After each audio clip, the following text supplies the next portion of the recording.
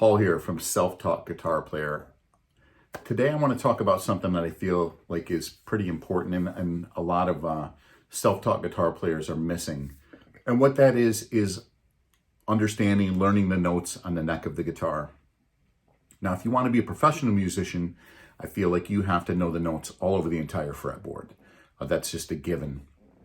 Every position in the fretboard, every string. But if you're just going to be a casual player, either playing on your own or playing in a cover band or jamming with other people, there's still a minimal amount of that you're going to have to know. So you don't necessarily have to know the notes everywhere, but you do need to know the notes on the E string, the low E string, the 6th string, and the A string, the 5th string. And the reason why is because we're going to use those notes in order to line up our scales to play lead guitar. We're also going to use them as roots for bar chords. So if you know the notes on the E and the A string, somebody could say play an E flat major 7 bar chord, and you're going to be able to play that chord pretty much instantly. So certain things have to be memorized. You can't just you can get to a point where you can figure them out and go, oh, I can figure that out. I want you to absolutely know these like the back of your hand. I think that this is crucial information. Part of my goal here with Self-Taught Guitar Player is to not give you anything that's not super important.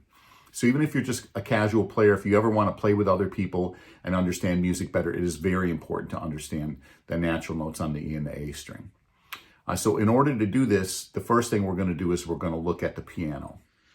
So we're going to take a look at all of this now on the piano because I feel like it's much easier to see. Everything's laid out nice and linear. The first thing we're going to talk about is the fact that this is a full 88 key portable grand piano. So the first note on here is actually A0, we call it. We number the octaves on the keyboard and in music in general. So we're going to call this C note here C1 because that's the first C on my grand piano. Depending if you had a smaller keyboard, it might be a C2 or a C3 or something. The note here, kind of in the middle of the piano, usually just to the left of where the manufacturer's name is, would be C4. That's called middle C. I'm going to work down low here. Looks like I got a little more room to get around the tripod here too. So first thing we want to talk about is musical alphabet goes notes A through G and then goes back to A again. Okay, so we're going to look here. All of the notes in music, the letter notes are either a half step or a whole step apart from their neighboring note. So what the heck does that mean? A half step in music would be one key on a piano. So if I play this C note here, which is actually C2, and I move up one key, which is a black key in this case, that's a half step. If I move from this C up 2 keys, that would be a whole step. The guitar, a half step is 1 fret. So moving from this note to this note would be the same as if I was on the C note on my guitar and I moved up 1 fret. So there's this relationship between the notes. All of the notes in the musical alphabet are a whole step or 2 frets or 2 piano keys apart from each other with two exceptions. There's 2 pairs that are exceptions. And this is really important. So this is what you want to memorize. I think of them as neighbors because they live right next to each other. And that's a good way to look at them. And those 2 pairs of notes would be B and C. Here's a B note, here's a C note. And E and F are also a half step apart from each other. E, here's an F. So it creates this interesting pattern on the keyboard too. Like if you start from C, and I'm doing this with my left hand, so my fingering's going to be really terrible. So all you piano players, don't give me a hard time. You know how the internet is, man. So I'm starting from C here. If I just play just the white key starting from C, I've got C, D, E, F, G, A, B, C, or Do, Re, Mi, Fa, Sol, La, Ti, Do, right? That's a major scale in the key of C, and that's why this is laid out the way it is and kind of makes sense here. And B and C, this pair here, B and C are right next to each other. E and F are right next to each other. So on the guitar, anywhere there's a B note, there'll be a C note 1 fret higher. Anywhere there's an E note, there'll be an F note 1 fret higher. And we're going to demonstrate on this guitar. But the other thing I want to point out, okay, so here's C. So the D note is 2 half steps or 1 whole step. We can call it a whole step just to make it easy. So if you got a C note on the guitar, 2 frets higher will be a D note. 2 frets higher than that will be an E note. 1 fret higher than the E note will be an F, because they're the neighbors. They're one of the 2 pairs of neighbors, right? F to G will be 2 half steps. G to A is going to be another whole step or 2 half steps. I'll just say whole step from now on. How's that? A to B will be a whole step. And then we're back at B and C being a half step apart. So the in between, the black keys are the sharps and the flats, which we'll go into later on. But my goal for you right now is just to get you memorizing the natural notes. And natural notes are just the ones without sharps or flat after the name. And we're going to start by you doing that on the E string. Let's take a look at how that looks on the guitar. So now we're going to take what we learned looking at the piano and we're going to apply that to the guitar. So we had 2 pairs of notes that were a half step apart from each other. There was E and F, right?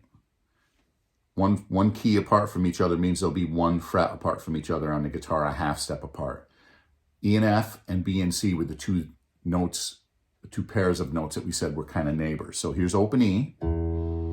The first fret will be F. A whole step higher than that takes us to the 3rd fret. That will be the G note.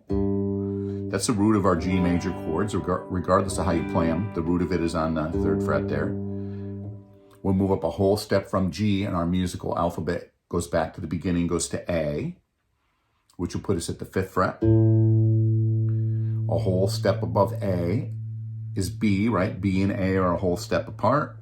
So a whole step above A takes us to the 7th fret, which is a B note.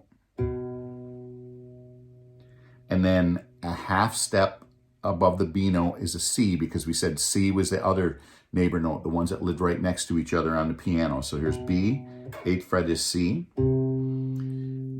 C and D are a whole step apart because all of the notes except for E and F and B and C are a whole step apart from each other. So we're at the 8th fret playing a C, so the 10th fret will be a D note.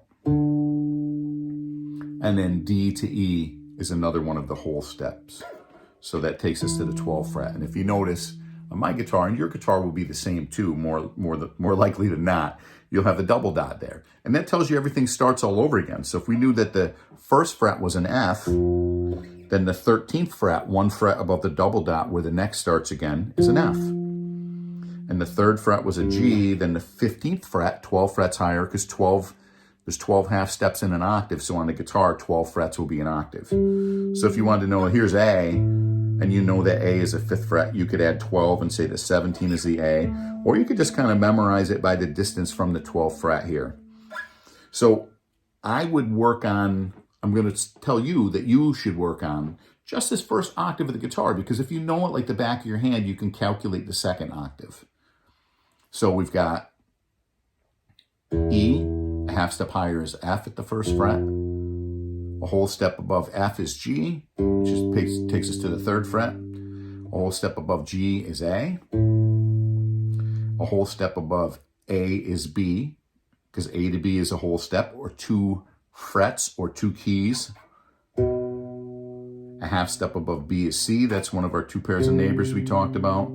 C to D is another whole step, so we're going to go to the 10th fret. And then D to E is a whole step, so that's going to take us back to the 12th fret. And another easy thing to remember too is that the double dots give you the same note as the open string. So if I'm on the G string, for example, the 12th fret on the G string is G an octave higher than the open string.